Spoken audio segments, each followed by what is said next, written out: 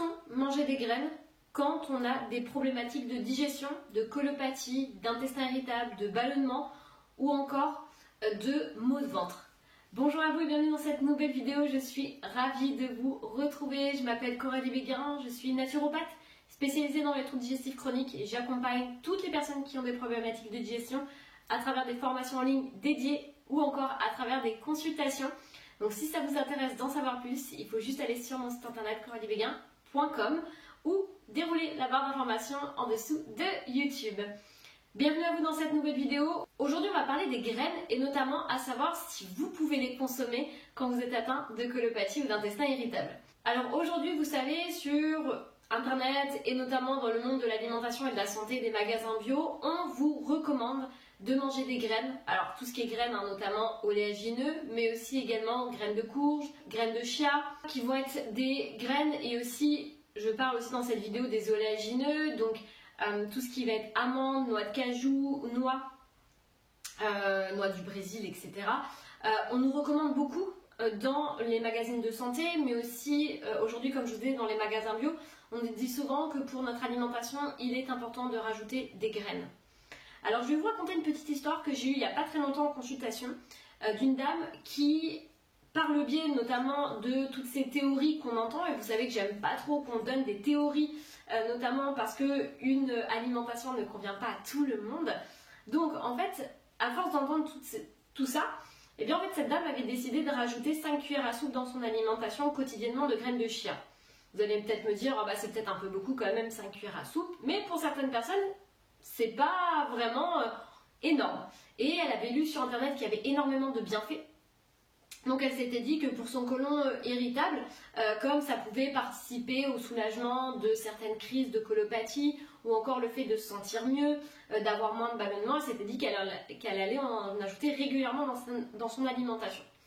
Et au fur et à mesure qu'elle a commencé à faire ça, elle a commencé vraiment à avoir des maux de ventre assez importants.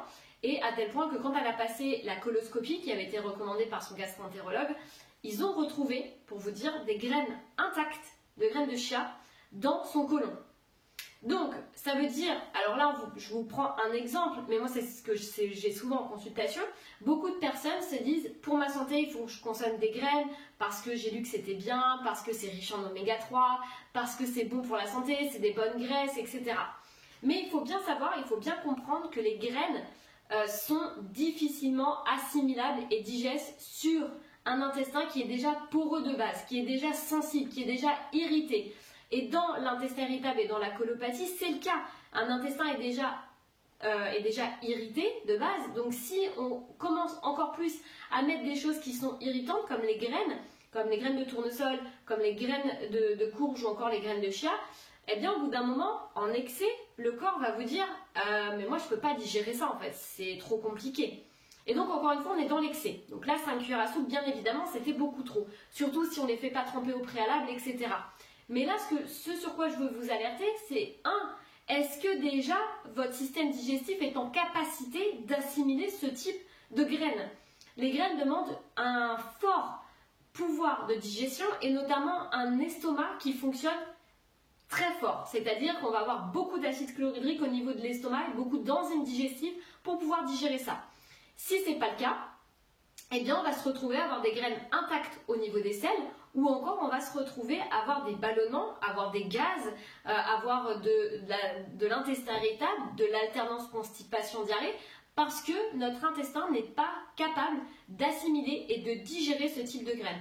Donc en fait le gros problème c'est qu'on se dit je vais bien faire puisque je consomme ce type de graines qui va m'apporter des nutriments, des minéraux et en plus de ça c'est des bonnes graisses, ça va faire du bien au niveau du cerveau, au niveau du côlon.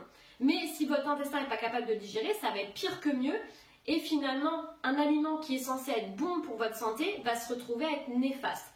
Donc encore une fois, on individualise toujours en fonction des problématiques et ça d'ailleurs je vous renvoie vers mon e-book qui est gratuit où vous allez retrouver les 5 piliers de santé juste à télécharger dans la barre d'en dessous, qui vous donne déjà plein de conseils à mettre en place dans votre quotidien pour vous réapproprier votre corps, votre santé et votre digestion. Ça vous intéresse, c'est juste à télécharger en dessous ou directement sur mon site internet. Et quand on commence à regarder un petit peu au niveau de la partie alimentaire, quand on commence à se réapproprier tout ça, eh bien des fois on se rend compte qu'on n'est pas en capacité actuellement de pouvoir mettre ce type d'aliments. Quand on a un intestin qui est fort, un estomac qui produit assez d'acide chlorhydrique, où on n'a pas de problématique de digestion, pas trop de symptômes, on va avoir effectivement une grosse capacité enzymatique de digestion pour digérer ce type de graines.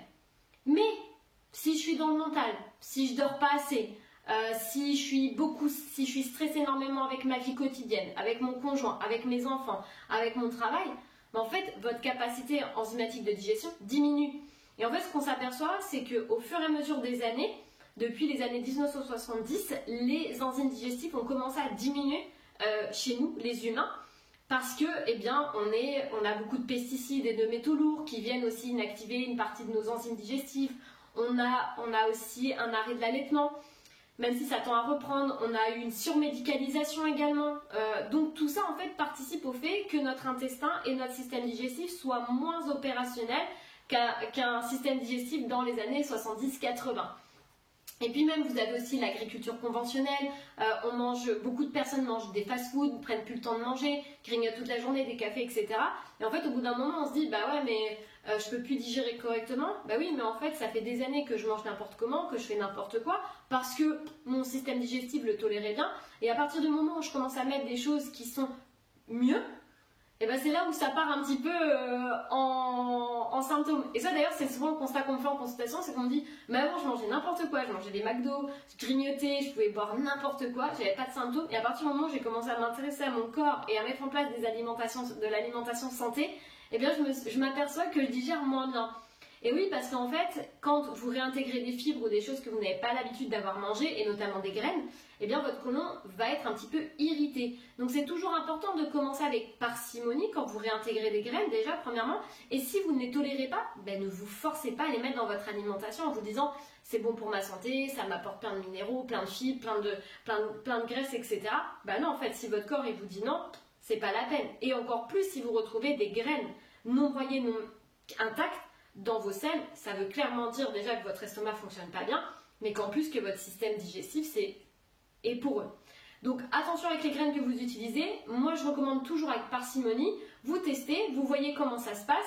S'il n'y a pas de symptômes, ok on peut continuer. S'il y a des symptômes, des ballonnements, des choses comme ça, ben, ça veut dire que c'est pas pour le moment.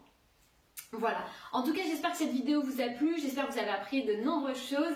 Dites-moi dans les commentaires si vous aussi vous prenez beaucoup de graines, est-ce que c'est quelque chose qui fait partie de votre quotidien ou c'est quelque chose que vous avez carrément arrêté suite à des recommandations ou suite juste à votre observation au niveau de vos symptômes. En tout cas, si vous avez envie d'aller plus loin, sachez qu'il y a des formations en ligne dédiées qui existent sur mon site internet pour vous accompagner dans vos troubles digestifs et à les supprimer, les solutionner.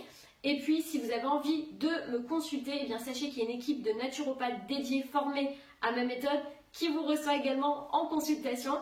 En tout cas, moi je vous embrasse, prenez bien soin de vous et de votre santé. Et surtout, n'oubliez pas de passer à l'action. À très vite.